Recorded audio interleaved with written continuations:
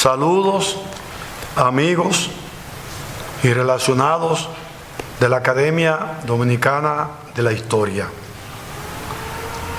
La situación de pandemia del COVID-19 que está experimentando el mundo entero y lógicamente nuestro país ha conllevado a que las actividades normales de la institución tengan que adaptarse a tales circunstancias. En ese sentido, la sesión solemne con motivo del aniversario de la Guerra Restauradora de este año 2020, hemos tenido que hacerla no presencial, sino realizando un panel sobre la efemérides, con lo cual conmemoramos el 157 aniversario, en el que participarán los académicos de número Raimundo González, Santiago Castro Ventura y el miembro correspondiente nacional, general retirado Rafael Pérez y Pérez. Me voy a permitir, antes de darles la palabra a ellos, leer el mensaje oficial que publicó la Academia Dominicana de la Historia con motivo del 157 aniversario de la Guerra Restauradora. Dice así: la Guerra Restauradora, considerada por muchos estudiosos e historiadores como la verdadera gesta independentista o como uno de los puntos más luminosos de dicho proceso, de lo cual es un elocuente ejemplo el insigne humanista Pedro Enríquez Ureña, resaltó el espíritu y el temple patrióticos del pueblo dominicano cuando vio mancillada su soberanía con el acto proditorio de Pedro Santana en 1861 de anexar a la corona española la República de apenas 17 años de fundada.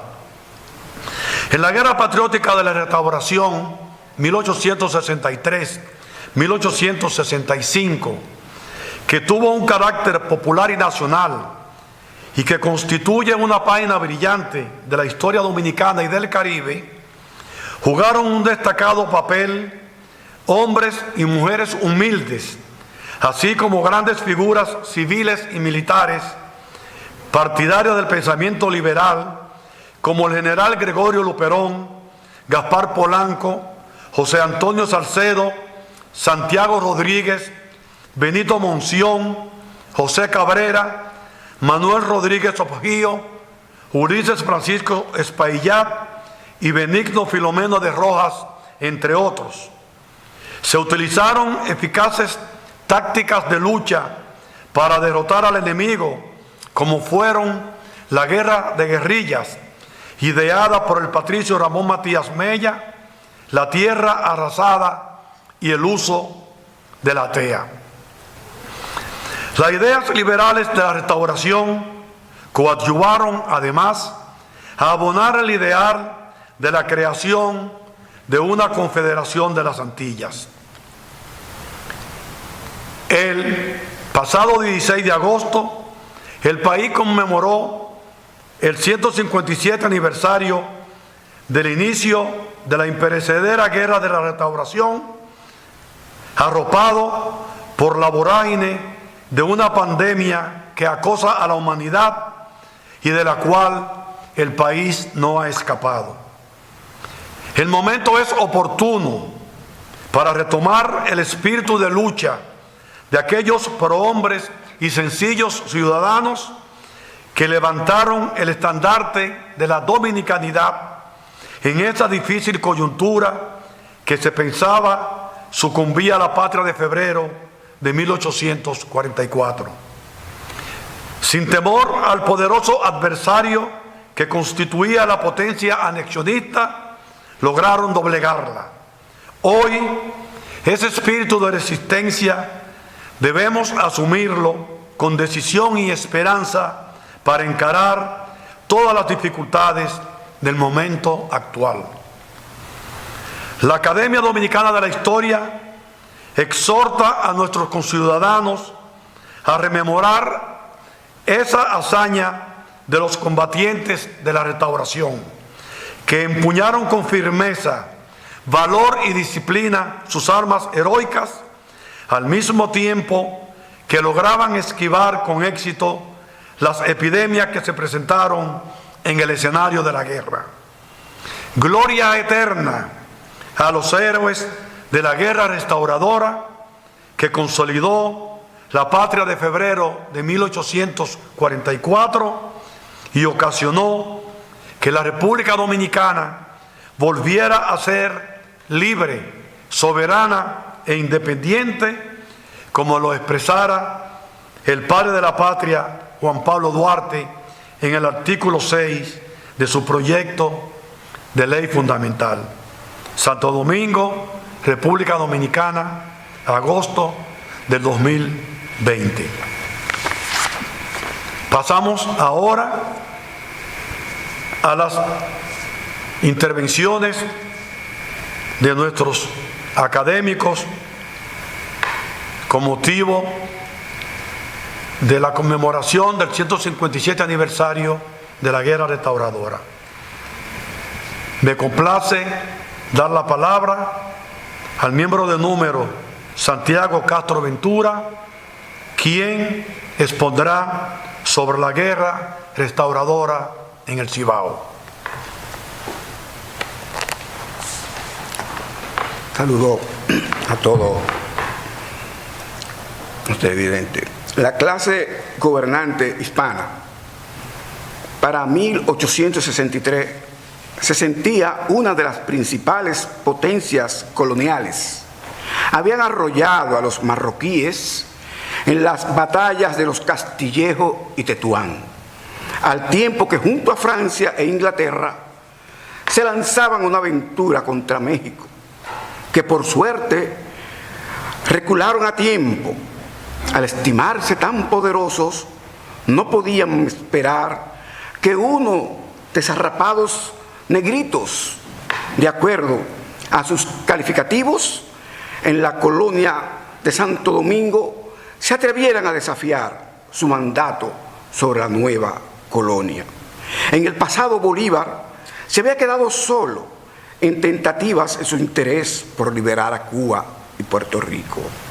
Pero las autoridades hispanas obviaron que ya no se trataba de la antigua colonia, que podía pasar de un día para otro de posesión española a francesa, a española de nuevo, o colombiana o haitiana. Se trataba de un pequeño pueblo insular que había adquirido autonomía política y social desde el 27 de febrero de 1844, que pese a las adversidades, esta conceptualidad había aprendido entre la mayoría de los criollos un pensamiento propio de nación, donde no existían diferencias raciales tan importantes, porque en las vecinas colonias españolas la esclavitud era un estigma que atentaba contra la conformación de un alma nacional.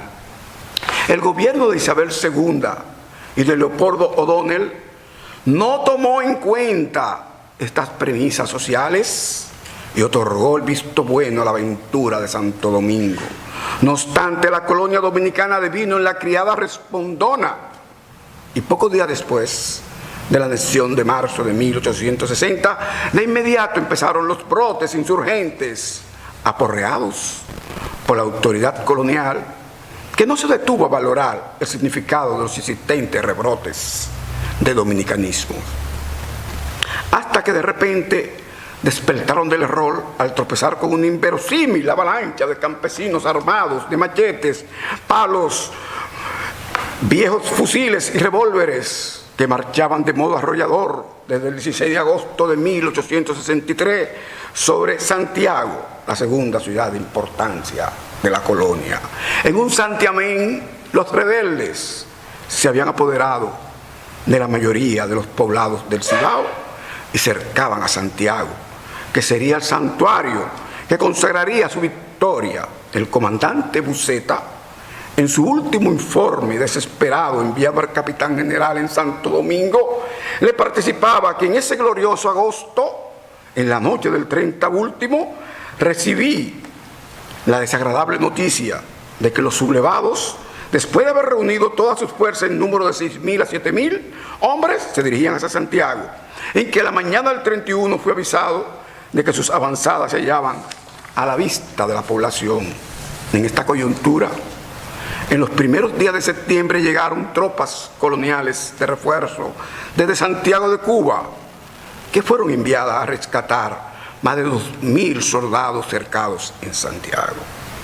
En este escenario se va a producir el principal enfrentamiento de la guerra, la histórica batalla del 6 de septiembre o batalla de Santiago. El comandante Gaspar Polanco, maniobrando rápido para evitar que las tropas coloniales les hicieran un operativo en pinza, o sea, que salieran los de la fortaleza San Luis al sentir la llegada de los refuerzos y tomaran a los dominicanos en el centro o en el medio y los derrotaran. Ordenó quemar una casa frente a la fortaleza San Luis, y cuando llegaron los soldados que procedían de Puerto Plata al mando del coronel Mariano Capa, pensaron que ya estaban asaltando la fortaleza San Luis y solo atinaron a abrir una brecha para penetrar al cuartel. Luego se enteraron que Polanco los engañó. Entonces los dos cuerpos coloniales fueron concentrados dentro de la fortaleza San Luis. Los españoles desde dentro no observaron la llegada de los compañeros y no pensaron en salir para tomar a los dominicanos en dos fuegos, que hubiera sido mortal para la revolución en aquellos momentos. Tanto como Buceta como Mariano Capa, en sus partes militares, aceptaron que no actuaron de modo coordinado, porque no pudieron darse cuenta, dado el fuego de la casa del frente de la fortaleza que ordenó Polanco. La astucia guerrero de Polanco salvó a los insurrectos que tenían destacada allí a todas sus fuerzas. Una derrota en esos momentos convertiría la Revolución de Agosto en otro intento frustrado. Buceta, temeroso de un asalto fulminante, ordenó quemar la ciudad de Santiago. Con camisillas embreadas fue bombardeada toda la ciudad. Así está descrito por más de 30 municipios en un libro publicado por nuestra Academia Dominicana de la Historia, Actos y Doctrina de la Guerra Restauradora. Se recogen aquellos testimonios. La batalla se extendió desde el día 6 hasta el 13 de septiembre. En el interín llegaron nuevos refuerzos coloniales desde Cuba y Puerto Rico, que intentaron llegar a Santiago al mando del prestigioso general español Primo de Rivera. Y de Santo Domingo, por la vía terrestre, Santana salía con tropas para el Cibao a intentar doblegar a los rebeldes. Oficiales españoles afligidos admitieron que en esta fatigosa jornada del Cibao participaron tropas coloniales de las tres Antillas, desde Santo Domingo, desde Puerto Rico y desde Cuba. Las fuerzas anexionistas forzaron una sangrienta retirada a Puerto Plata el día 13 y la ciudad de Santiago quedó bajo el control de los rebeldes. El general Gándara apuntó para la historia que Santiago constituía el verdadero objetivo entonces militar y político. Con tal que fuese rápido y atinado, había de producir ventajas indudables su recaptura. Este aspecto que Gándara veía como coyuntural se convertiría en estratégico, porque los dominicanos, al apoderarse de Santiago, la declararon su principal bastión, y a partir de entonces no se trataba de guerrilleros que toman ciudades y se retiran, sino de un ejército de liberación nacional que ocupaba la segunda ciudad importante de la colonia y sus zonas aledañas, declarando el resurgimiento como el ave fénix desde la ceniza de la República Dominicana. Felipe Rivero entonces capitán general, anonadado ante el ímpetu de la rebelión, en principio pensó que el objetivo central de los Reverdes sería la capital y ordenó una reconcentración que favoreció la extensión de la rebelión en el sur y en el este. El gran asalto a la ciudad amurallada de Santo Domingo no estaba planificado y sin duda esta infructuosa espera le costó el cargo a Rivero, reemplazado en octubre de 1863 por el segundo cabo o segundo jefe Carlos de Vargas.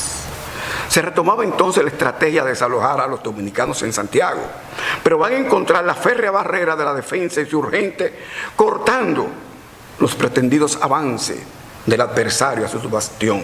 Santana quedó empantanado en Guanuma en sus intentos de llegar, bloqueado por los Reverdes encabezados por Luperón en el Bermejo, Sillón de la Viuda y zonas periféricas. Por el otro lado, en Puerto Plata, Polanco los mantenía a raya.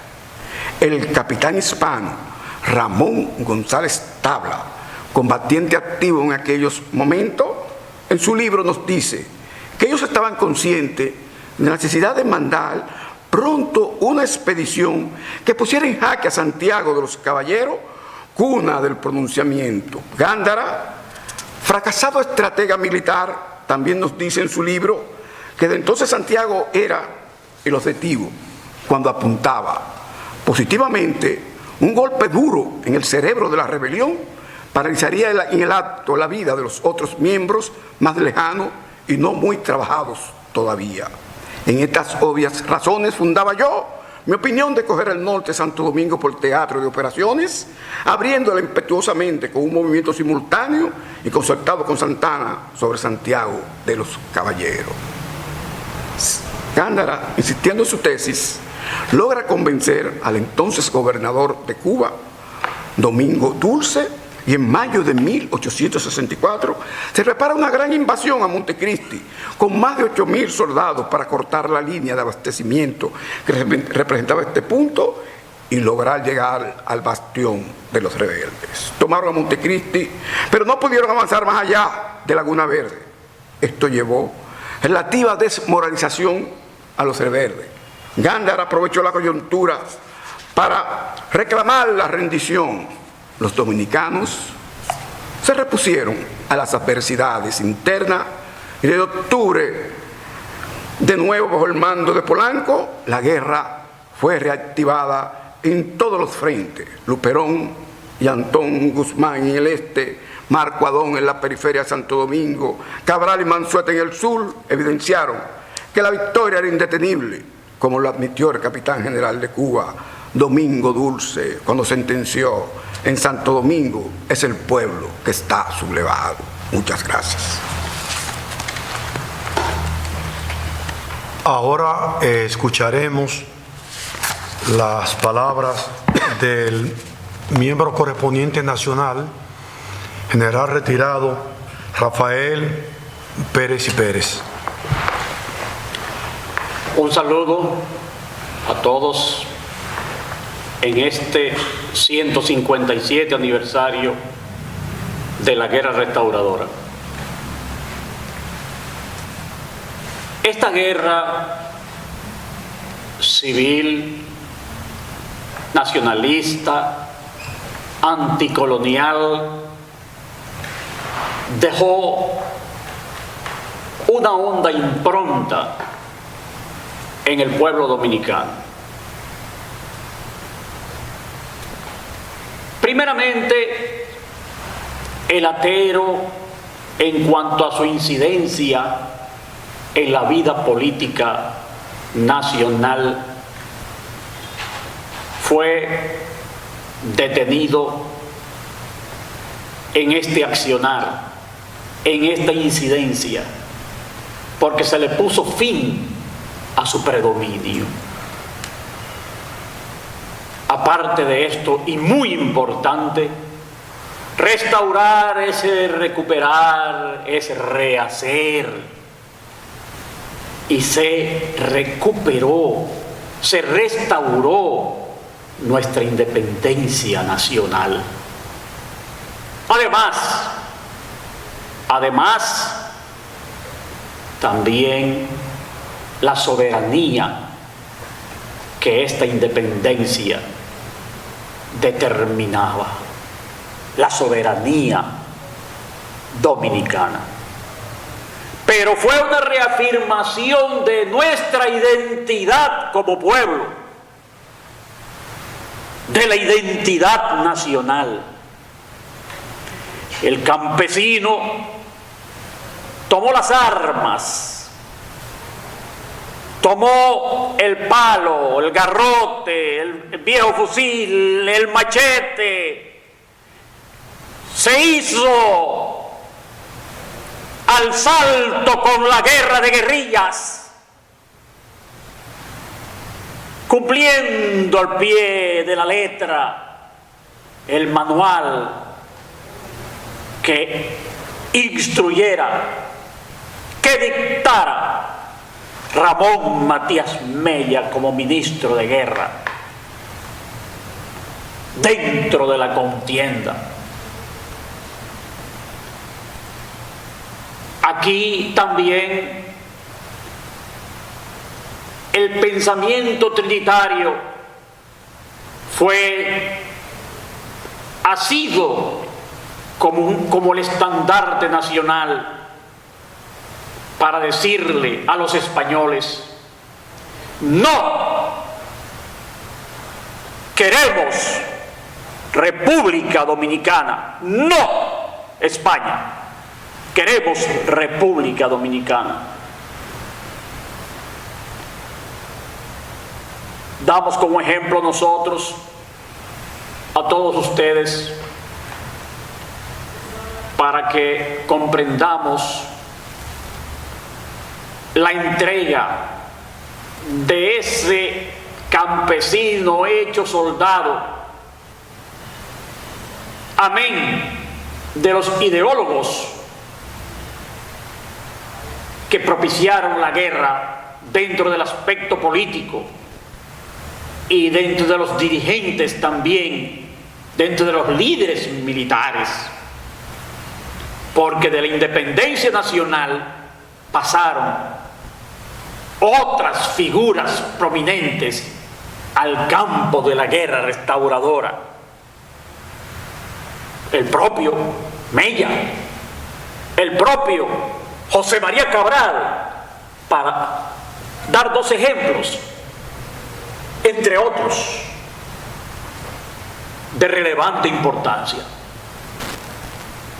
En el aspecto civil, recordemos a Bonó, recordemos a Espaillá, a Benigno Filomeno Rojas, entre otros también de gran prestancia en nuestro país, que estaba en ese momento con la soberanía, con la independencia conculcadas.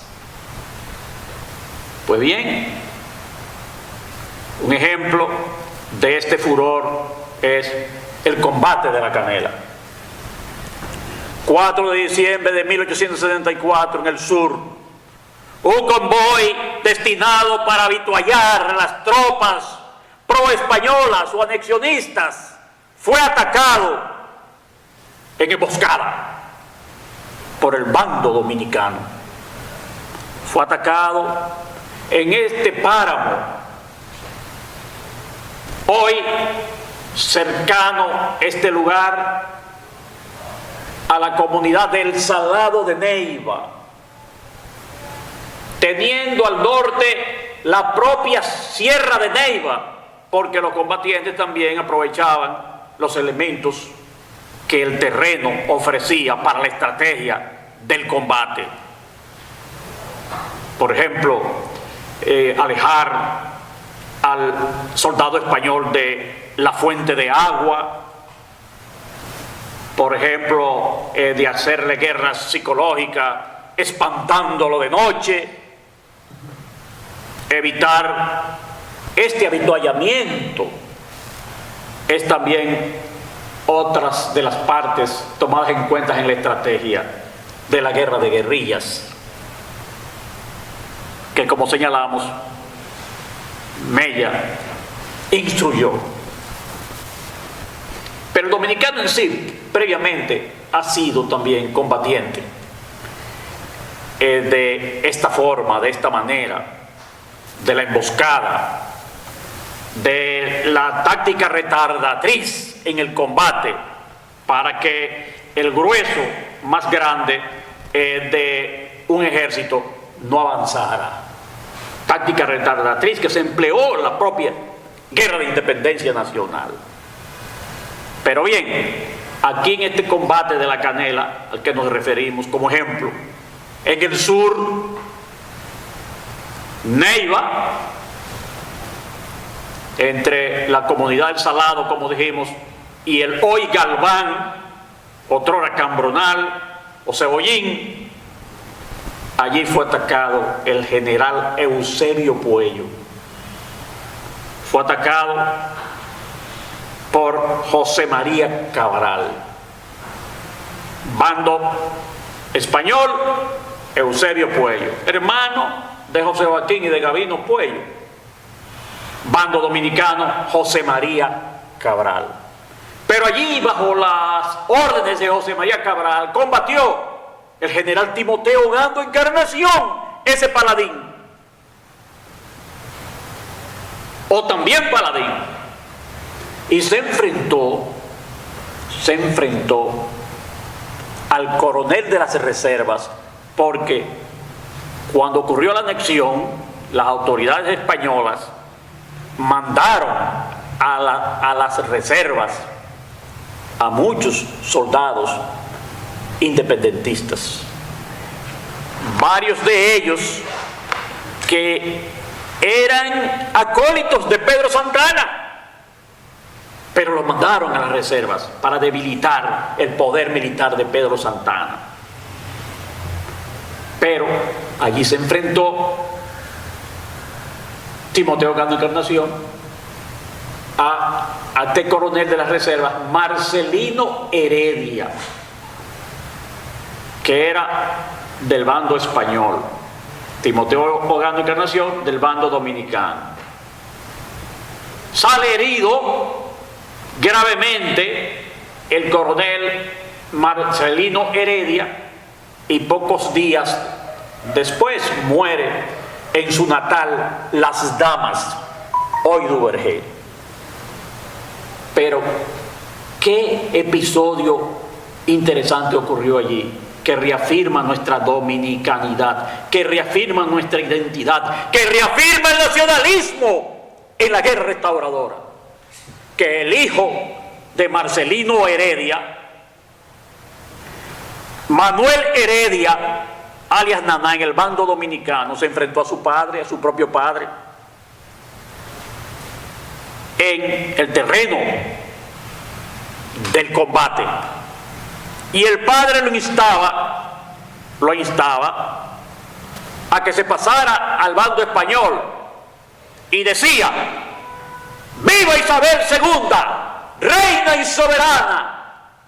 Y su hijo, negando pasarse al bando español o anexionista, le contestaba: ¡viva la República Dominicana, libre y soberana! Y seguía combatiendo en la Canela.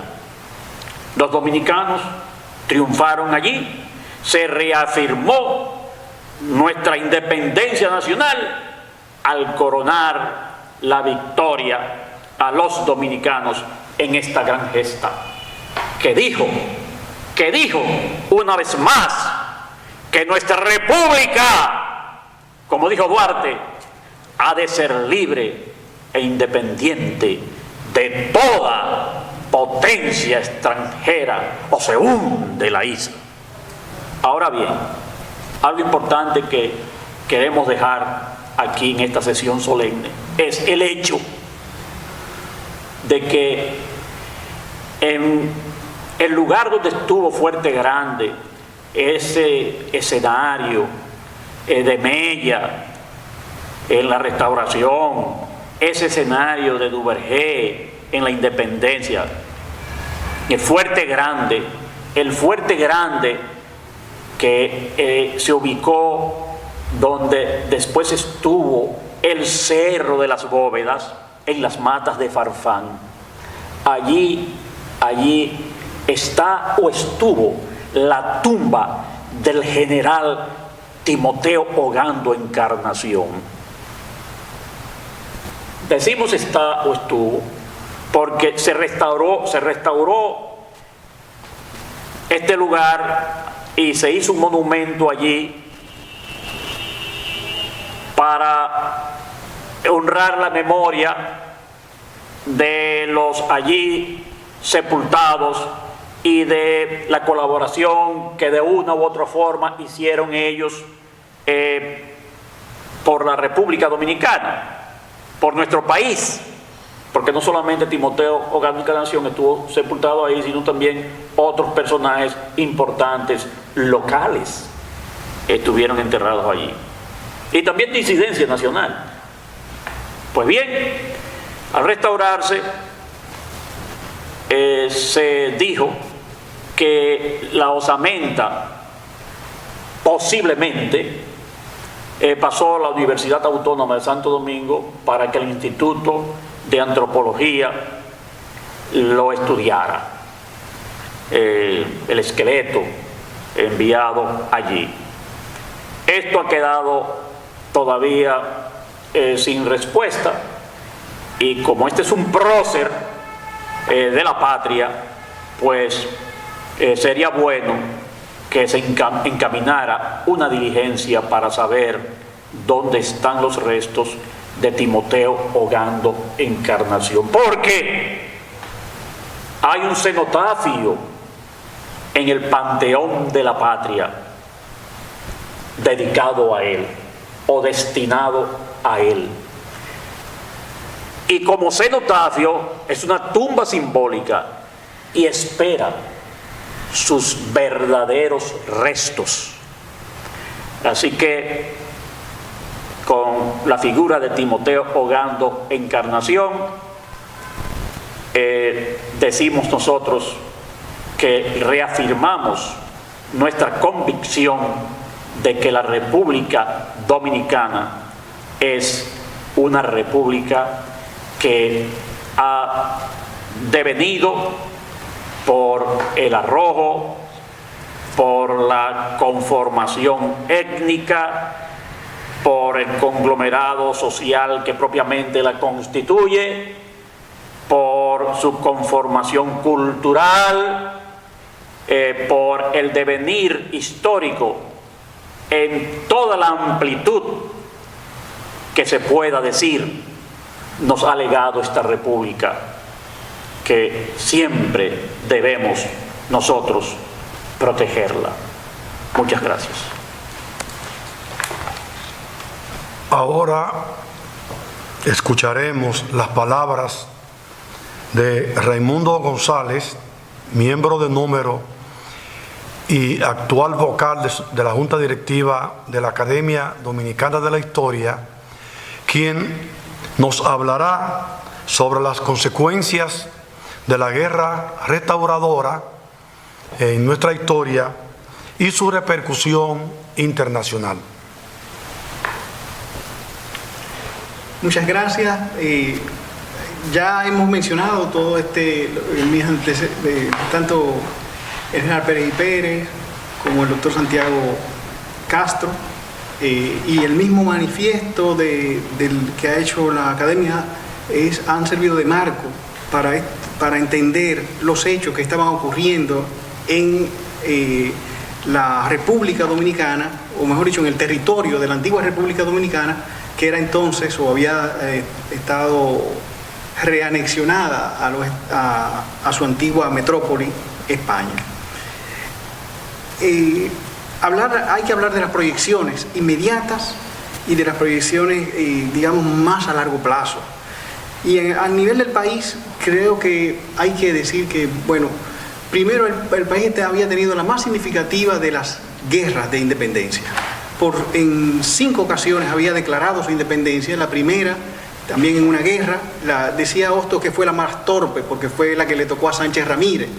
porque concitó a toda la voluntad, pero también estaban otros sectores que luchaban por la independencia, como Ciriaco Ramírez y otros pequeños grupos que luego en el desarrollo de la guerra quedaron supeditados, fueron subordinados. Pero esta fue la primera lucha contra Francia para rescatar la independencia de, de ese territorio, aunque por primera vez fue reanexionado también a España. La segunda fue con Núñez de Cáceres. Este no fue un movimiento guerrero, pero fue importante en términos políticos, porque ya coincidía con las luchas que estaban ocurriendo en Sudamérica por la Gran Colombia. O sea, todo ese movimiento que había llevado a esta lucha, y estábamos entonces acompasados, estábamos poniéndonos al mismo tiempo con el resto del continente. Por esa es importancia de ese movimiento de Núñez de Cáceres, que no queda, que ahora vamos a tener pronto una efeméride y que debemos profundizar mucho más en él, como quería también nuestro vicepresidente ya fallecido, don Chito Enríquez. Y también la tercera, que es la que ha quedado consagrada como la fecha de independencia nacional, porque el movimiento de Núñez de Cáceres, con toda su importancia que tuvo, fracasó en un par de meses y fue el país ocupado completamente por los haitianos. O sea que Haití, viendo en peligro un país que no tenía sostén, pues era un peligro para un flanco débil al lado de su república, y la ocupó completamente por 22 años. En 1844 entonces marca la fecha de independencia nacional frente a la primera república del continente, que fue Haití. Y la siguiente es esta, la cuarta, es la guerra de la Restauración, la guerra verdaderamente popular, como ya decía, como han dicho los antecesores y el mensaje de la academia. Esta es la guerra popular por antonomasia, porque las otras fueron más focalizadas. Se hacían levas para los ejércitos, pero estas levas inmediatamente desaparecían. Pero aquí fue el pueblo en armas el que se levantó, y lo reconocieron inmediatamente los mismos líderes de la revolución, que, como Espaillá escribió, que antes eran las clases altas las que iban a levantar, buscaban a la gente para llevarla a la guerra, pero aquí fue el pueblo el que empujó a las clases altas a ir a la guerra. Entonces eso es muy significativo, que ya desde el momento era visible, era una conciencia notoria del momento. La quinta es una proyección de esta guerra restauradora, porque la guerra de los 6 años contra Báez era también una proyección del significado de la guerra restauradora, de la guerra que restauró la República y que quería borrar, o significó también borrar el colonialismo. Por eso las proyecciones quizá a nivel caribeña son muy trascendentes, así como las universales. A nivel del país hay que añadir todavía que fue la primera guerra, ya se le mencionaba de guerra arrasada, pero fue la primera guerra que destruyó prácticamente todas las bases económicas del país. El país quedó, la guerra restauradora dejó el país arruinado, y fueron los campesinos otra vez los que levantaron, gracias a la economía del tabaco, que rápidamente pudo recuperar. El tabaco era un producto de ciclo medio, y entonces en poco tiempo se pudo recuperar la economía, y la gente estaba animada de haber recuperado su independencia, su libertad, su autonomía, su soberanía, y estaba dispuesta a sacrificios mayores que se conocen solamente a través de algunas novelas. Todo esto que fue ese hormigueo del trabajo después de la restauración, un país totalmente diezmado en todos los frentes, porque hubo frentes en el norte, en el sur y en el este en menor medida, pero también se luchó allí. A nivel del Caribe tenemos que decir que ya la guerra restauradora anunciaba el final del colonialismo español. A pesar de que se sentían muy orgullosos de sus 3 colonias, España ya estaba, esto significó un rudo golpe para el colonialismo español, y eso se vio rápidamente con la participación tan importante que tuvieron los dominicanos, incluso los dominicanos que fueron como reservas, que fueron llevadas a Cuba. La guerra de Cuba tuvo un importante papel, ya arrancó poco después, en 1868, estamos hablando solamente 3 años después de su retirada de Santo Domingo, y lo mismo la declaración de independencia, aunque no hubo una guerra inmediata, pero en Puerto Rico. Estamos hablando entonces de que ya hacía agua el Imperio Español en América, y eran las Antillas ya eran las últimas colonias que le quedaban a este imperio. A nivel universal yo quisiera señalar que fue, y quiero decir a nivel continental y universal, porque la restauración significó tres cosas muy importantes. Fue un golpe al colonialismo, a la idea, al dominio colonial en toda parte del mundo. O sea que las grandes potencias colonialistas debieron repasar lo que estaba ocurriendo en este continente, desde esta pequeña Antilla. Fue un golpe también a la esclavitud, porque la guerra se hizo también en nombre de un no retorno a la esclavitud, de si se quiere, una declaración de rechazo contundente a todo lo que era el sistema esclavista que sostenía todavía el colonialismo español. Y también fue un golpe contra el racismo. Y digo que fue un golpe contra el racismo porque el país había vivido una revolución también social. Asimismo como fueron los campesinos que llevaron a las clases altas a la guerra, como decía Espaillá, fue también una forma de cambiar las jerarquías sociales. Las jerarquías sociales existentes todavía no permitían la participación de mulatos, negros, en los gobiernos. Esto va a cambiar radicalmente a partir de la guerra restauradora, que llevó a los primeros puestos a gente como Polanco, que era aparte de mulato, también era analfabeto, y otras más, personajes como Luperón, o también a los mismos reservistas españoles que ya no sabían qué hacer cuando se llevaban a reservistas como Eusebio Puello, que eran negros, para Cuba. Entonces, esto quiere decir que hubo una ruptura también de lo que eran las jerarquías tradicionales, en que estaban basadas también en el color de la piel. Entonces esto fue también un golpe contra el racismo. Yo quisiera con esto significar un sentido todavía más actual y universal, que estos tres elementos que puso de manifiesto la guerra restauradora: el anticolonialismo, el antiesclavismo y el antirracismo. Estos tres elementos tienen una particular significación hoy en día. O sea que lo que estaban haciendo, voy a usar unas palabras que dijo Martí, cuando caía un soldado en esas trincheras del sur, en esos sitios apartados, o en Santiago, en medio de una guerra contra